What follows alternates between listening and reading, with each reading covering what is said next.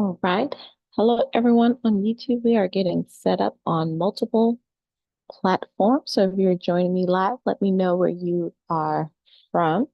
And if you have not done so already, be sure to, if you like this vibe of what's happening, like, comment, and subscribe, and also share. Okay. Right.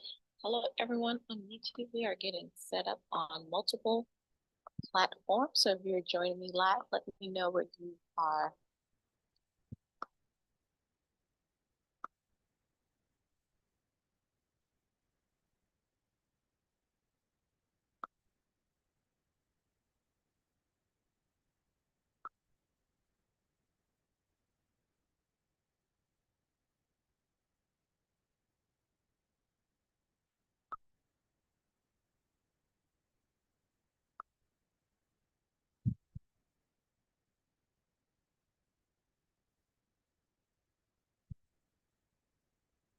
Okay, it says that I am live over here as well. How can I tell? I work on this over here on LinkedIn.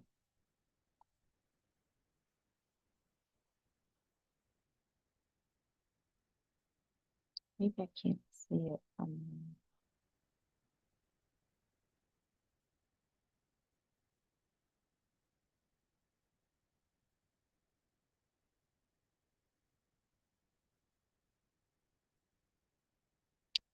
Okay, maybe I just assume that I'm live on LinkedIn. I should have came up here first. Okay, let me check something. Maybe I have to do it on mobile to check. Everyone, we are going to get started.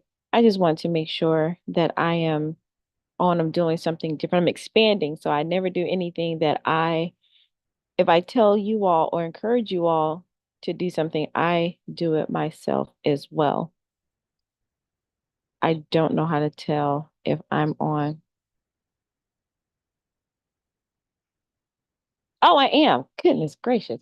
All right. Hi, everyone. Welcome. Thank you so much. We're talking about opulent thinking for opulent opportunities here. Let me go ahead and record. This is exciting. I'm excited. So bear with me. Thank you for coming here live if you are here. Oh, snap. Oh, this is what I want to do.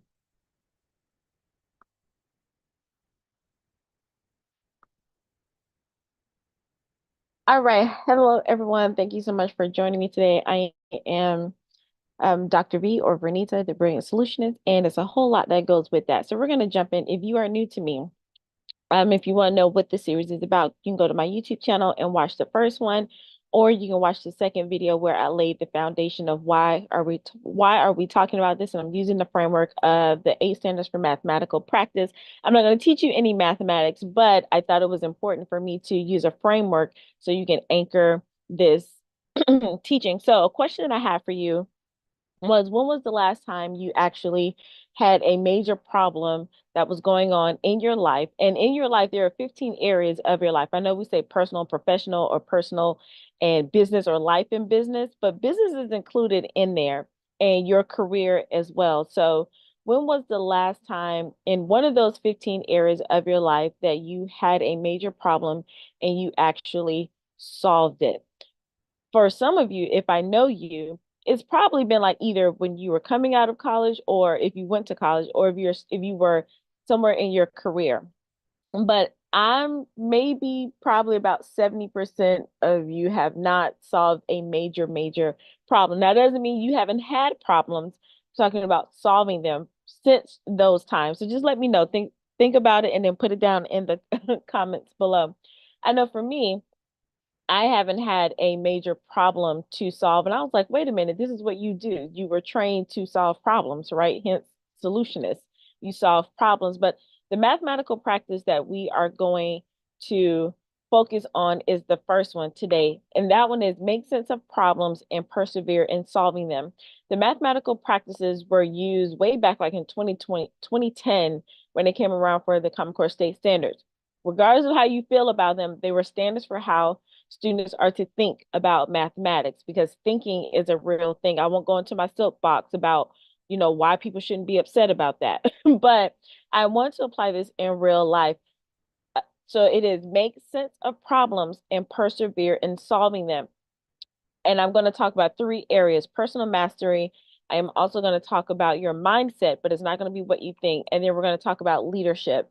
And you don't have to be in a leadership role to be a leader.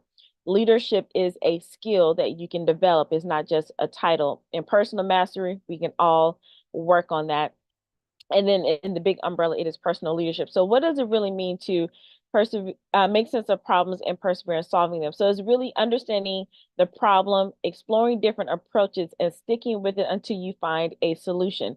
That is something in mathematics that when I used to teach it, it was it was a fine line between allowing students just to keep working at it until they figure out, and then productive struggle. I think a lot of us have been in situations where we've been rescued too many times, whether that was from friends, family members, it could be some coaches and consultants, that have come in. And there's nothing wrong with receiving help, but I think sometimes that muscle of thinking and persevering with our mind and making sense of what's happening, we haven't had to use that muscle as much as we think. So if you're like, well, I do solve my problems, but not your major problem. I'm talking about something that has been going on, and you're like, I need to solve this once and for all, to actually have a solution, not to throw the problem under the rug, but to actually have a solution. So in mathematics, it's called productive struggle, and it was challenging working with teachers to not go save the students. And I used to be called like harsh for letting the students, like, I remember when I was teaching middle school and when I was doing some work in high school, I would let them work for a whole class period. And then even in college, when I started teaching college, they would have to work, and they're like, oh my gosh, like back then, Miss Glenn White, or then Dr. Glenn White, I'd like, just help us out. But if I knew that I set them up for success and I gave them all the tools that they needed, I had no problem allowing them to be engaged in productive struggle. The issue comes when you don't have the tool set to walk you through the process. You're grasping at straws, and that's where the struggle is no longer productive. So when you're thinking about your problems, and this relates to opulent thinking for opulent opportunities, if opportunities aren't coming your way, it's probably because you haven't developed enough thinking tools or thinking strategies or mental bandwidth to handle the opportunity when it comes. Because when an opportunity comes, it can be a solution for something. But if you're not willing to engage in that productive struggle or to make sense of what's happening, then because there are still problems that are going to come with the opportunity, then you're just setting yourself up for more frustration and more failure. So making sense of a problem before you dive into something, how many of you actually looked at it, stepped back, and said, okay, this is what's in front of me, let me get all my emotions out, because we do have emotions and feelings. Let me empty all of that out. Let me feel what I need to feel. If I'm frustrated, mad, upset, pissed off, happy, whatever it is, let those emotions come out. That way you can see the problem objectively. And I know when I'm talking, it sounds like very cliche, like you're like, duh, I do this, but no, you don't. No, you don't, because if that was the case, we would be a lot further along in our lives, where we would like to be. And the people that you may see who look, like everything comes easy to them, or it looks like, success has been given to them. No, they've trained their minds early on, or they trained themselves to start looking at making sense of the problems instead of diving in head first. So I just threw in my life, I threw away some of the training that I had and was just like, I'm going in head first. But as a logical thinker, one who's just lived and trained most of her life in reasoning, is like, what are you doing? You know that before you try to solve anything, you have to take a step back and make sense of what's happening to make sure that you're going to grab the right tools and strategies that you need to use to move forward in solving the problem. How many of you just jump in head first or feet first and just go and attack the problem? that is not how it should go for a lot of us. Now, some people can do that. So you get to pick and choose like who you are. Raise your hand if that's you. But I know for me, I have to step back and make sense of a problem before I go in head first. And so one way to do that is thinking about your personal mastery through resilience. And this is how you start making sense of a problem. So personal mastery is about developing the resilience to overcome obstacles to on the path to growth. Now you're like, okay, yes, yes, yes, I know that, but do you really? When it's talking about a problem and you look at something, have you analyzed all the possible obstacles that could come with that problem? And there are some things that you do know the obstacles. Like sometimes we're like, oh, you can't predict everything. Everything is so unpredictable. And that's not always true. Like if you actually take your time to, like if you were, I don't know, if you want to buy a house and it's like, okay, that this is it could be a problem for you. Like there's an obstacle in your way, whatever, to buy the house, but you know the things that could come up against you. And with this day and age, it's not that hard to find out what are all the things that I could possibly deal with or come up against when I'm purchasing a house. Same thing with starting a business, same thing with going into a new career, same thing with becoming a new parent or parent again. When you want to start anything, you can find out what are the obstacles that I'm going to potentially have to overcome. And then that's where your personal leadership comes in. Okay, this is something that I'm going to potentially approach. Do I have enough tools in my toolkit, enough mental bandwidth, enough problem solving skills on my own to approach this problem? Can I do this on my own? Or am I going to have to seek outside help? And that's before you start anything, before you dive into something and you're going to be over your head. Just like if you're going swimming, if you're not a strong swimmer, then you're like, okay, if I need to go all the way out here, I want to go on the sand dune or whatever, because those are far out, then I may need to put on a life jacket, or I may need to get on the little floaty thing, or on the little raft and have someone pull out to me. Like I'm still going to get to that destination, but knowing myself, can I do it on my own, or do I need support? That is how you're using your personal mastery to make sense of the problem. The other part to that is when the obstacle comes, that's where your resilience come in. I know that if I fall off this raft, or if some funding fell through, what do I need to do to make sure that I get back on the path and continue forward? A lot of us, when obstacles come and we get knocked down, we stay there, we wallow, we roll around in it. And then instead of remembering that we can get back up and start over again, oh my gosh, it's not meant for me. I'm not supposed to do this. If you're Christian and you're biblical and spiritual, like, well, if God wanted me to have it, he wouldn't have let this problem occur. And that is not how this goes. In mathematics, when you're solving a problem, the first solution or the first attempt, for a big equation is not always the best one, but you have to put it into action and do some work and realize that. Now, in mathematics, the stronger students who can make sense of a problem, and because they spend more time focusing on solutions than looking at possible problems, they're like, okay, this first equation doesn't work. Okay, then I know I can try something else.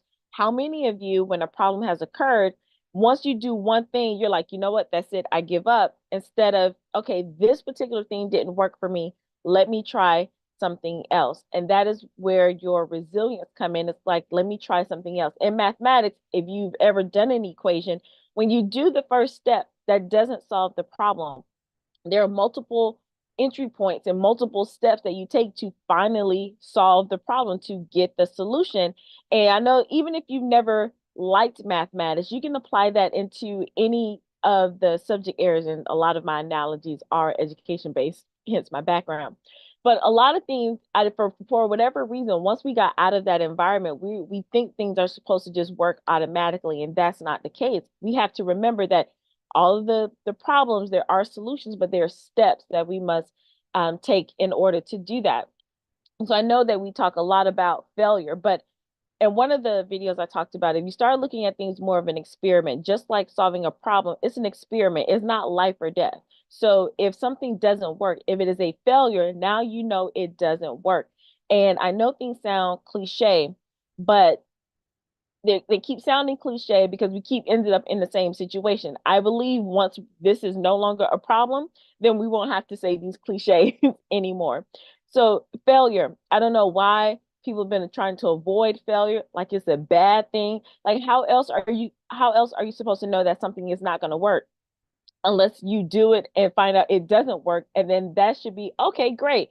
Now I learned something here and now I can apply something.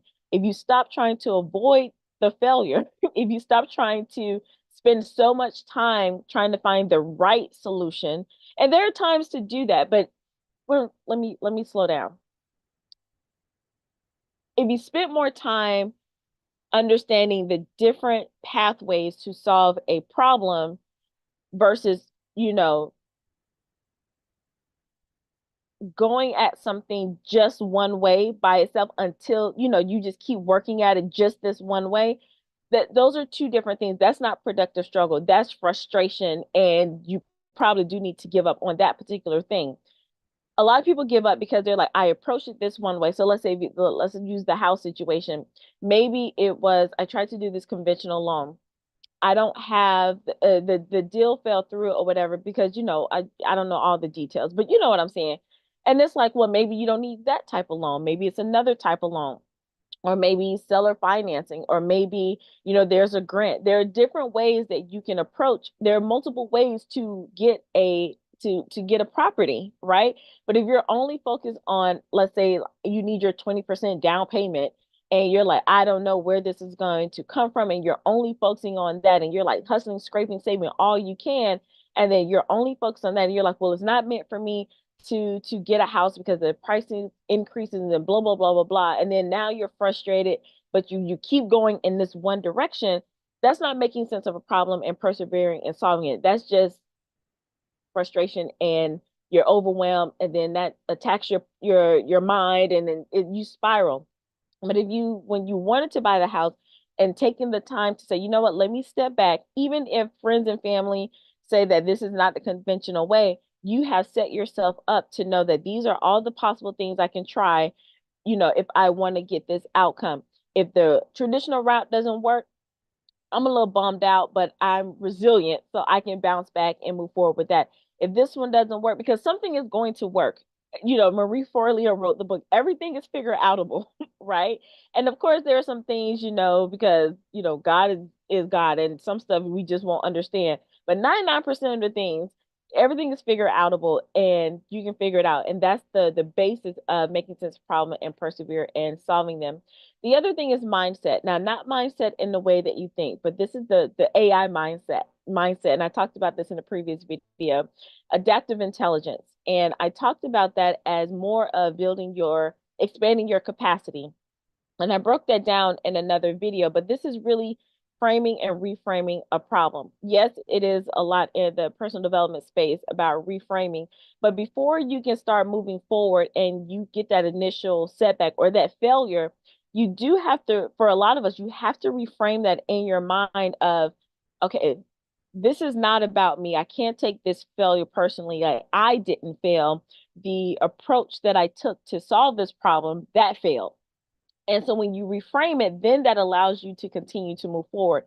What happens is when something doesn't work, you take that personally, and it sits with us and it eats at us. And it's like, oh, woe is me type of situation. But the people that move further, faster, they're like, oh, messed up, keep going. They have a quicker bounce back. I don't even think they hit the ground when they fall. It's like an automatic bounce back. And you can train yourself to do that. And if you really sit down and take an inventory of about the 15 areas of your life, you've done this before. A lot of us have done this before. If you went to college and you graduated, and then if you have a degree outside of your undergraduate degree, you've done this multiple times where you've had to expand your capacity of the knowledge that you were given.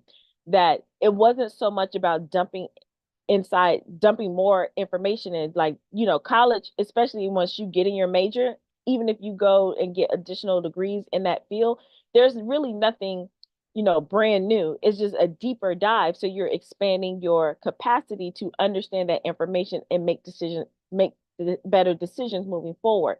So it's really about the context that you are expanding and looking at the problem. So in mathematics, it's like you get all the formulas. Like math is really adding, subtracting, multiplying, dividing, which is still repeated addition and repeated subtraction, right? That's what multiplication division is.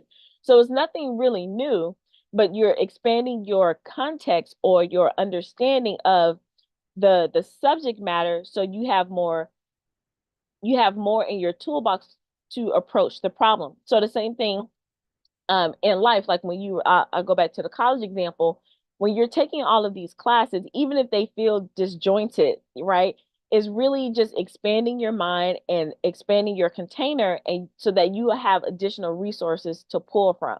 So you've done this before multiple times over. So in life, as an adult, when situations come, if you're finding yourself frustrated, then you haven't used your adaptive intelligence. You haven't, instead of you trying to get more information, you're not expanding your personal capacity, your container, your context for understanding what's happening, and to gather resources for a particular problem. Let me know if that's making sense for you, or if I need to break that down even more. So it's also about understanding. Let me look at my notes. So it's also making sure that you understand that there will be uncertainty. I don't know where we get this from, to where we have to say that in order for me to move forward, I have to know that this works. In the advice industry or the knowledge industry, coaching, consulting, because a lot of people are out here saying that they're coaches when they're actually consultants, but that's neither here nor there.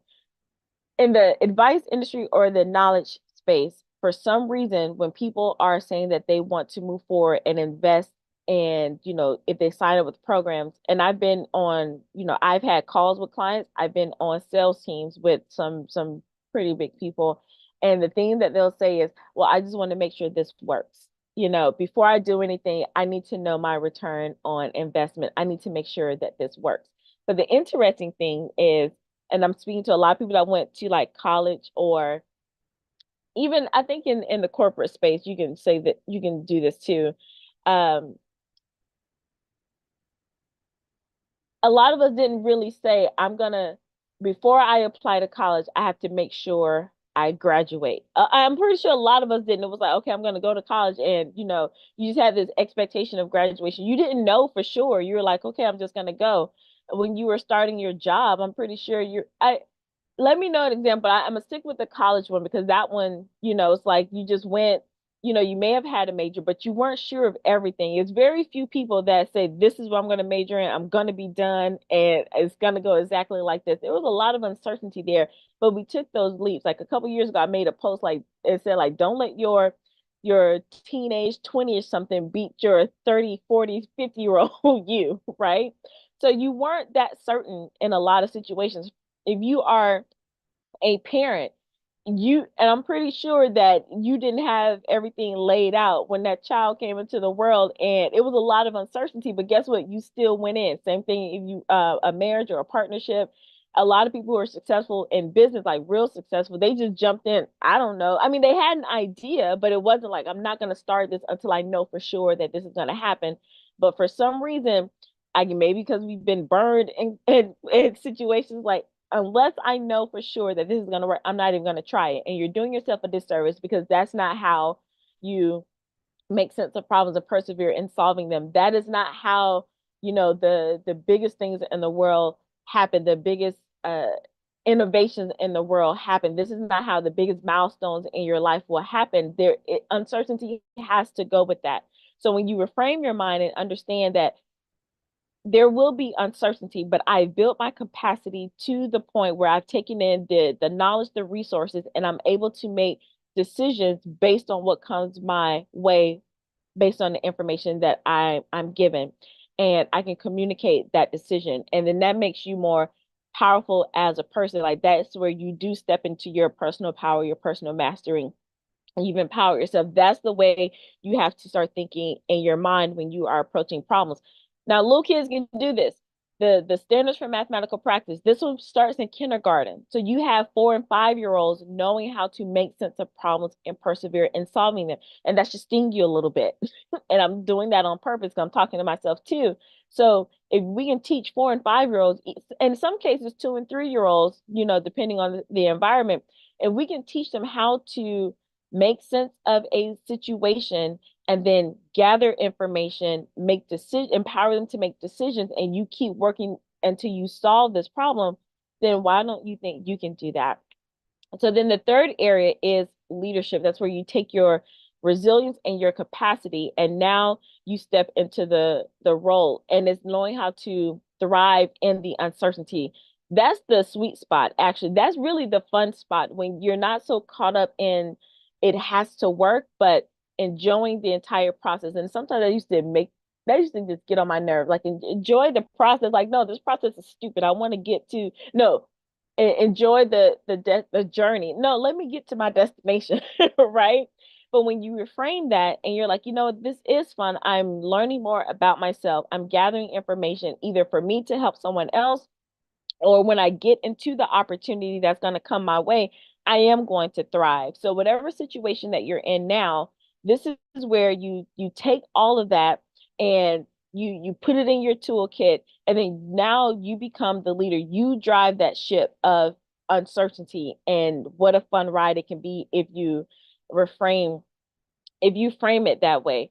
A lot of us have taken on this leadership role in the uncertainty. You can go back to being in college or even early in your career before you got to the goal where you want to be. When you were starting off, it was full of uncertainty. You may have had a in your mind where you wanted to go, but you didn't know the ebb and flow that you would have to take, the path. It wasn't a straight line, but first, but you managed to get through that.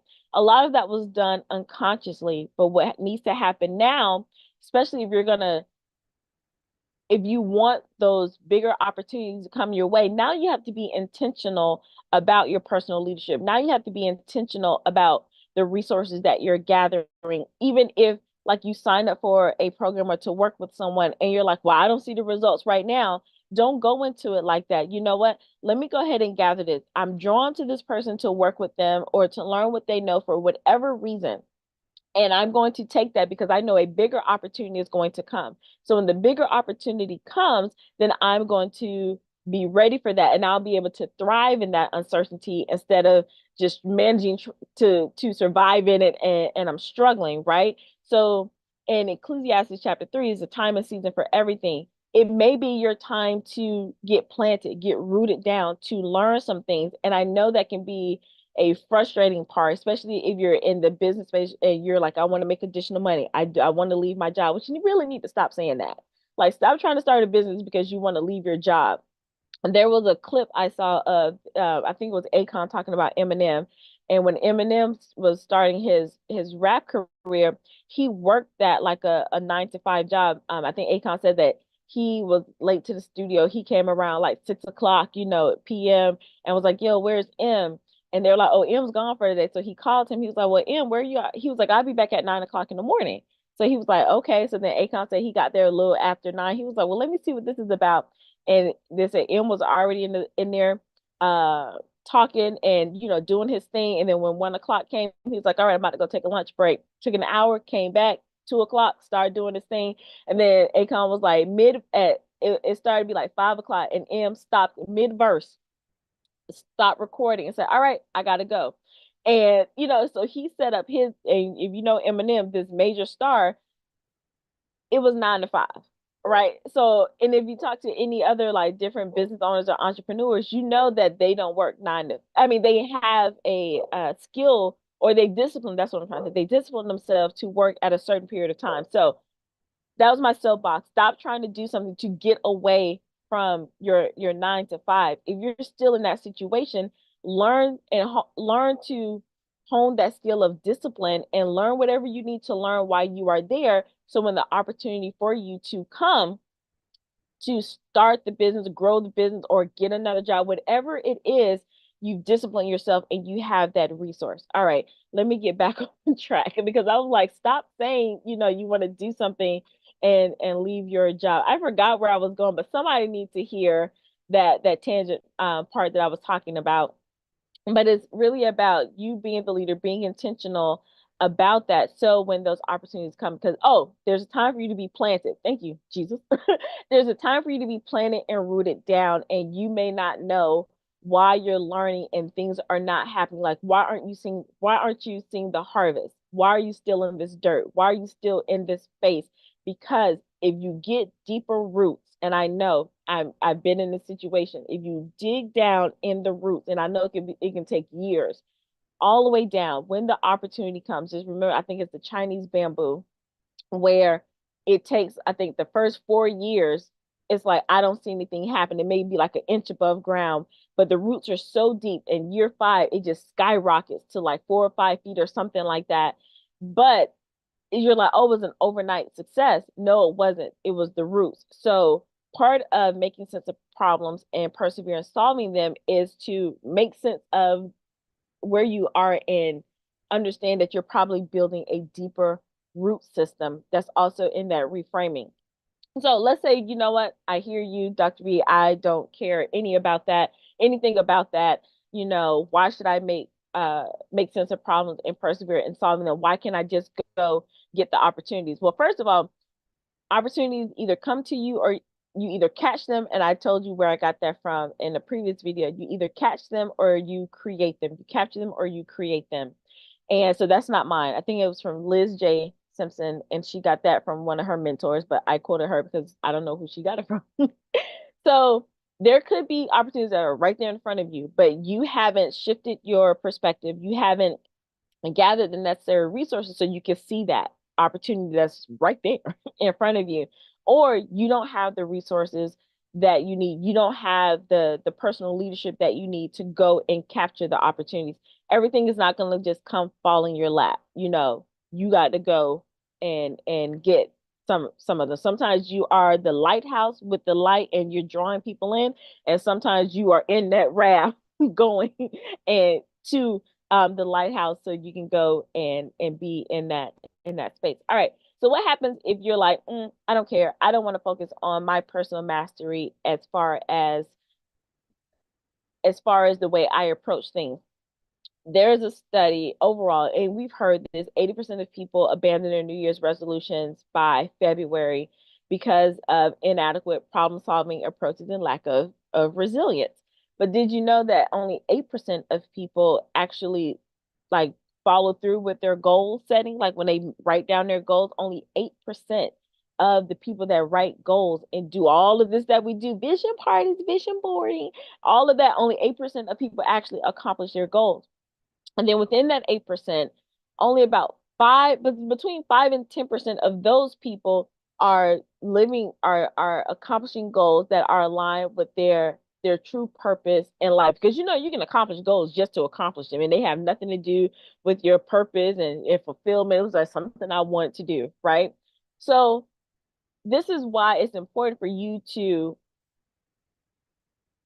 understand your personal mastery as it relates to problem solving, because you don't want to be a part of the 92% of people that are just making these vision boards or saying that they want these goals, and there's a bunch of wishes and not actually accomplishing anything. You're not going to get those opulent opportunities if you're not starting and accomplishing those small things. So like you're like praying to God, and you're like, well, God, I want this, I want that. And God was just like just a true example. When I graduated with my doctorate degree, I didn't get a job. Whole story behind that. And then I ended up having to go back to the school district. Luckily, I didn't go back to the classroom, but I was at the school district, school transformation office, and uh, and so I was working at some of these schools, and I kept getting, kicked out of schools because of my attitude. Like, they're like, this chick, right? And I was like angry and upset. And I was like, God, I didn't want to be a professor anyway. But now that you put me in this place, and I was like, okay, I can do this. And now you won't let me be one. Right. So I would go to work with this attitude. And I was like, I had major attitude. I would be at trainings and I was looking for jobs. Like, I got to get up out of here. And it wasn't until I shifted my perspective, changed my attitude, took a step back and said, okay, obviously God is not releasing me from the situation. What do I need to learn? What is the problem here? How am I going to get out? Because I knew this wasn't my end goal, but I'm like, I'm here for a reason. I took a step back and I said, okay, let's approach this differently. Let me change my attitude, my perspective. And I said, within a week, the job opened up for me to be a professor. The opportunity was already there because of I know the cycle of a university, how it works. The job had been there and the opportunity for me to apply it had been there, this and that, but it wasn't until I changed, and got myself together that the opportunity came into my space and I was able to capture it. So if you don't take charge of that and if you don't take a step back, you're going to continue to be in the frustration and you're going to continue wallowing in your setback, and it's going to become your an anchor and you're going to stay right where you are. So for you to not engage in wanting to change you, then you don't have the right anymore to keep saying that you're stuck and frustrated because it starts with you. Also, if you don't, then you're not gonna advance. You're gonna always say, well, it works out for those people over there. It works out for different people, but you have to take ownership. And if you don't want to do that, that's fine. Then stay frustrated, stay stagnant, stay broke, stay miserable, stay wherever you are that you don't like. If you are in a business and the if you don't look at taking a step back and understanding problem solving, and it's not just let me go fix it. It's problem solving is a skill set that you can develop. And the first one is understanding and making sense of it. If you're the leader of a company and you're always diving in head first for something instead of taking a step back, then you're going to lose money. It said here, McKinsey study said 70% of transformation efforts fail because businesses don't properly address underlying problems or persevere through challenges. That is so true. Even in education, education is a business. Like schools are many businesses. There were times when I would work with admin teams, and they're like, "Well, I want to get this new thing that's coming out, because everybody's always selling something, right? Which is not a bad thing. They do their job, but the leaders they get distracted by shiny object syndrome. It was like, oh, that's going to be the thing that's going to fix this problem, or that's going to be the new thing that fixes this problem. Like, whoa, simmer down. You need to look at the landscape of the students and the faculty that you have here and what is the data telling you. That product may be good, but what you're using right now could still work to address this problem, but you need to use it with fidelity and understanding that it is going to be challenging at first, but if you can ride that wave to get the end result, then you stick with this. But you just throwing in like new things with new labels on top of what you think is like a band-aid, and you're not really solving the problem. So you lose a lot of what's happening because you're not taking the time. You're trying to find band-aid solutions for what's happening in your company, and then you're wondering why things aren't coming into place because you really haven't taken the time to address the underlying problems. All right. So let me wrap this up. Let me know if something is sticking with you. This one is the foundation. So I know when when I taught this standard, this one is the underlying standard for the other seven because there are eight of them. So this is the foundation. You're before you do anything, you're always going to have to make sense of a problem. There are two parts to that. You make sense of the problem because we had students like they would know all of the formulas. We even, some you got the reference sheet. They would know the tools, but when it was time to put the tools into action, they would freeze. Or if the first thing didn't work, you still have to do some work to take that information and plug it in and still start going through it. It's it's one thing to gather that's that capacity, and then that's that personal leadership and that empowerment. There's one thing to have the resources and tools available and know it because you've taken the time to gather it and understand it, and now to apply it. A lot of people, you're probably one of them, you know so much but you haven't applied it. You have to persevere even if the first thing doesn't work because it is a solution, but you have to know that there's still a solution and I'm still going to chug away. If this particular thing doesn't work, if this coaching program doesn't work, if this business model doesn't work, If this relationship, like my communication in this relationship doesn't work, that's okay because now I got this tool set and I can go and approach it this way. Okay, that doesn't work. That's okay. I know I can approach it this way. And then we'll get to the other practices that you can add to it. But there are two parts to that one, and this is the foundation, and it goes into everything else. So if you want opulent opportunities, your opulent thinking has to shift to I can make sense of any problem that comes my way and I can persevere, work through it, use my toolkit, use my mind and any support that I may need and to solve it. All right, so let me make sure. And we know this, like problems, to break this down. We know that. Let me look at something. I remember when I was getting my master's degree, and then we had a professor, and she was like, "Well, if y'all can answer this question, then y'all can go home for the day." She was like, "How do you eat an elephant?" And all of us like we're super smart, like we're like sitting there pontificating about certain things like how to eat an elephant. Well, I think you do what? I mean, it really like all us in here trying to figure out some stuff. And my background is in the STEM fields, and I'm sitting there like, huh? She came in there about 30 minutes, 45 minutes later, it was like, oh my gosh, y'all, this is embarrassing. She was like, you eat an elephant one bite at a time.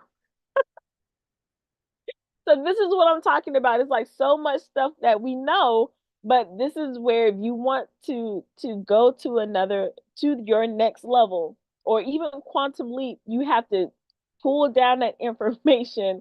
And it is not so much about the information, it is about expanding your capacity in the context to understand that information and to make a decision that was like, wow. So whatever problem you are facing, I don't care what it is, you can break it down and that all the things may not be right. You just sit there. I promise. Use 20 minutes of thinking time, which a lot of people don't do that anymore, and think, this is my problem.